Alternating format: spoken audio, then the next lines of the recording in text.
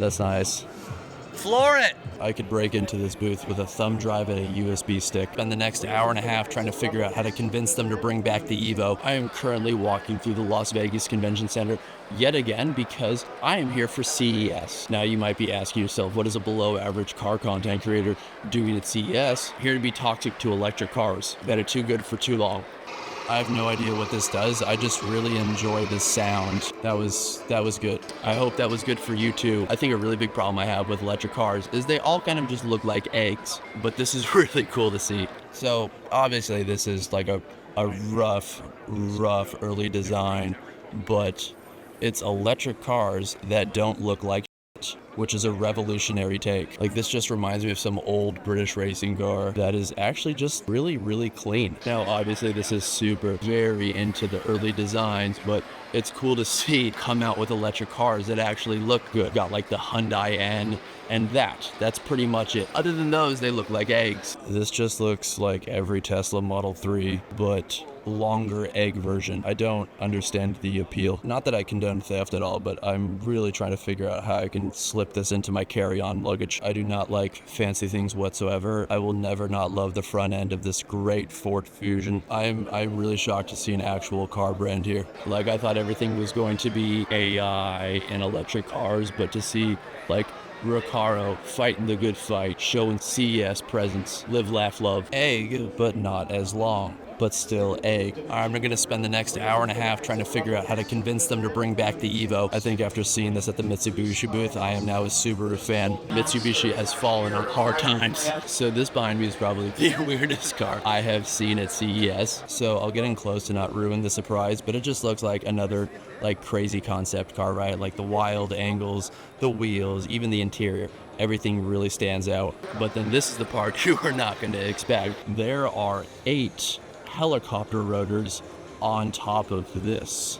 I mean, it just, what? I'm gonna show you the rest of the car, but the booth guy just came up and talked to me and said that every hour they do a demonstration of it going from drive to flight mode. So who knows, maybe we'll see someone get decapitated. Stay tuned for Dragon Ball Z. All of that is just carbon fiber, or at least a really good eBay wrap. And then they have this really hyper realistic footage of their car functioning as you would, to drop off your private helicopter in the middle of the tundra and take off. And so if you need something like that, this is just the perfect car for you and all of your tundra explorations. I could break into this booth with a thumb drive and a USB stick. If you know, you know. Actually, to not bully Kia fully, I wonder if they have the Vision here. That would actually be really cool. So unfortunately, I don't see the Vision here at the Kia booth, which is really sad. However, there is a saving grace. They have these nice little, just adorable, cute minivans that have blacked out windows.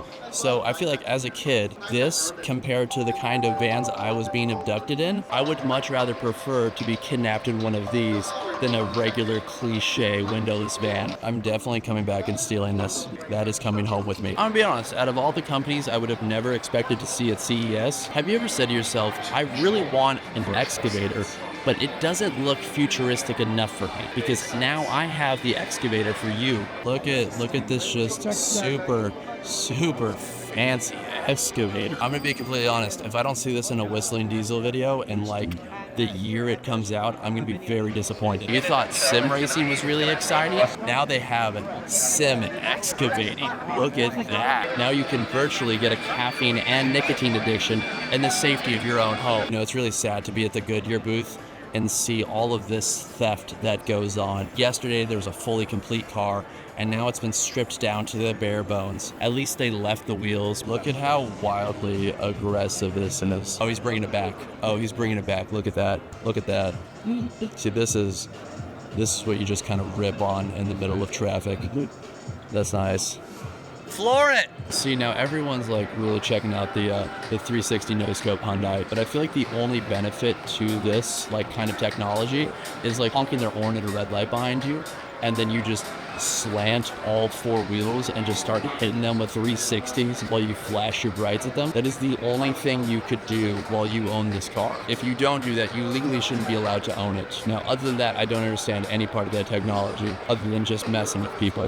I swear to God, I finally found a car that I can respect. I mean, barely, because it's a Chevy, but it's something actually nice. And if I come over to this front and I see an electric motor, I am going to go full Karen and I will cry on camera. Let's see. And no, this is beautiful. Now, if you thought the John Deere booth was expensive, this probably takes the cake as the most expensive booth. I mean, one, it's just pretty. See, what's really nice about owning a Mercedes is that if people don't already know that you're a prick by driving a Mercedes, you let them know instantly. So it saves you time in the long run, which makes it honestly worth it. Letting everybody know you're probably an awful human being to be around. It's nice, but it looks like an egg. I don't understand it. Like, was there a car vote that went on that I didn't know about? And everyone was like, we want cars that look like eggs. The headlights are really pretty. The grill kind of lights up, which is very nice, because I'm sure hitting one rock on the road would be a nice $2,000 repair. But I really do actually like the wheels on this. Those are kind of nice. But again, car is egg. Car is very egg. The interior, though, is very pretty. I mean, that entire setup is incredibly nice. So I'm going to try to figure out how I can steal most of this and put it in my IS300. I swear to God, I didn't know that this was here after making all of those egg jokes, but Mercedes literally built an egg. This is the ultimate 2024 futuristic car that everyone else wishes it could be. This is the final boss of egg cars. Finally, a car to make Miata drivers look normal size. I don't even have anything sarcastic or toxic to say about this, because I've always wanted this to be a thing ever since I saw Akira. All I want is the bike from Akira. This is everything. I don't care if this is just a concept and it's going to be something completely different. As long as it looks like this and I can paint it red and scream Tetsuo, I will be happy. It's really sad to see cars on display that have all of these performance mods but never actually get driven. I mean, look, you've got this beautiful Mercedes, but it's got all these trashy eBay stickers all over it. It's obviously not a part of this because of how clean the car is. So I don't understand why someone would just go on Etsy and order these stickers and throw them all over some base model Mercedes that they up-badged with all the AMG logos. And the quality of it overall is just really poor. You can tell in the details. Like, look at the obvious carbon fiber wrap on the rear, the fake exhaust on the back as they dump below. It's just really shoddy workmanship that you don't want to see at an event like this. I mean, the non-functional wing, it's not even angled properly. It says Black Series on the back. Maybe that's like the owner or something. I don't know. But Mr. Black Series, Black from Harry Potter, really cringe, poor build. It's really cool that they have the booth from Avatar here in person. And what's really nice about this for CES is a lot of the people that come here have never actually touched grass. And so now they have the perfect opportunity to touch grass for the first time. I really shout out CES for giving everyone that kind of opportunity to go outside for the first time. What a just awful R35 body kit on this thing. Some weird like little ricer splitter on the front. I mean, what? And I guess they just chopped together two R35s to make a sedan, which I respect because I'm very pro sedan, but it feels really aggressive for what this is. I don't know what company did this. Kind of like the wheels though. Not gonna lie, like, kind of nice. Give it 2 years and one of these will be in a Miata. Mark my words. How long before like an OnlyFriends model buys one of these and then like, I mean, it's already kind of suggestive, just now the ripping, the tearing, not very family friendly. Really confused why the bowling alley has a booth here at CES. Never mind, I'm just too poor to know what this is. That's why. Of course, at CES there is a booth for those massive boats. Well, I mean, I don't think it counts as an anime wrap, but at least there is one weeb car here, so I'll take it. Look at the little baby FJ Cruiser. Like, you can't really tell, but that thing is maybe 4 feet tall. Why is she sitting on the car and the arrow? She is standing on it.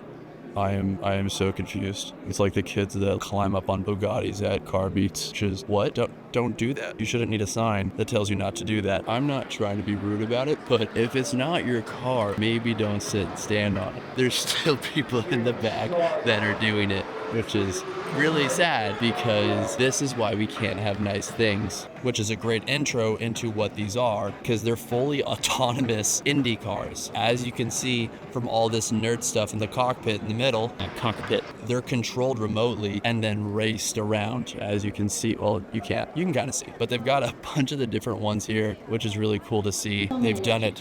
They've made a PlayStation 2 car come to life. World's quietest motor is kind of a flex to pay and just show off to everyone. Just more theft. You hate to see it. Really sad. Crime at an all-time high at CES today. If I went around and took a shot for every time that I saw AI, IQ, smart cars, I would have alcohol poisoning within like 23 minutes of being here. See, now, like, let's say you've got your egg car, but you want to tow something. Come over here and then you get your egg trailer. The future is egg. So they have this beautiful race car here, but to make it actually appeal to anyone at CES, they put all of this neon randomly throughout and under it with like a light on top. The only way that they could get people to actually care about a car here with a gas motor, because everything's electric, was to just throw really shitty neon LEDs all over it. See, I'd be fine with something like this because it is a beautiful car, but I just need someone to put a fucking junkyard LS3 in it. This is the new drivable PS5. Look at this nice Sony Honda. And of course, the grille just has to be Fortnite kind of cringe, but who am I to judge? And it is fully autonomous, which means you cannot get a DUI in it. So if you pick one of these up, it's one of the only pros of electric cars, you cannot get a DUI. They have confirmed it here, so if you do get one, make sure to reach out to Sony so that they can cover your legal fees. Now, I know a lot of motorcycle guys do not like electric bikes, but this is really cool to kind of see it in person. So like everything electrical, it either has to be shaped like an egg or it has to have a lot of random, just sharp angles because, hey, electricity. But what's really awesome, it's this one part that really sticks out and sets it aside from all of the bikes. As you can see in the rear, there's no gear, there's no chain, there is no nothing. And so what it does is it mounts to the frame with these two bolts right here, also on the opposite side, and then spins it around. But seeing something like this and like the innovation that goes behind it is really cool for like the electric scene. This is what gets people on board, is unique and innovative designs like that gearless rear tire. But at the end of the day, I don't give a shit about any of that. All I want is the bike from Akira, and no one has made it yet. So somebody needs to figure it the out. This is why you don't let tech guys design cars. The front end looks like one of those deep sea fishes that just has that massive mouth opening. Now, oh, it's spinning, Jesus Christ. It's significantly better from the side. The massive gull wing, that's kind of cool to see. It kind of just looks like a really fat Lamborghini. I'm not here to fat shame. That's not my thing. Okay, I'm not gonna lie. The back end is significantly, by far, the best part about this car. Got all forged carbon fiber, it looks like, or I don't know, eBay wrap. But this infinity light on the rear is insane. Now, if you were saying to yourself, well, that's not actually fat enough for me. I need a car that's even fatter and has an even flatter front end. Luckily, I have the car just for you. And it is the same car, but just as a nice family minivan. So, like the front of the other, you get this massive front gape. The doors on the side are kind of cool. Not as cool as the double gull wing. Not bad, not bad. Now, I was really hoping the rear end of this would be, you know, just like the one over there and have just a massive infinity mirror. They still have kind of a little baby one.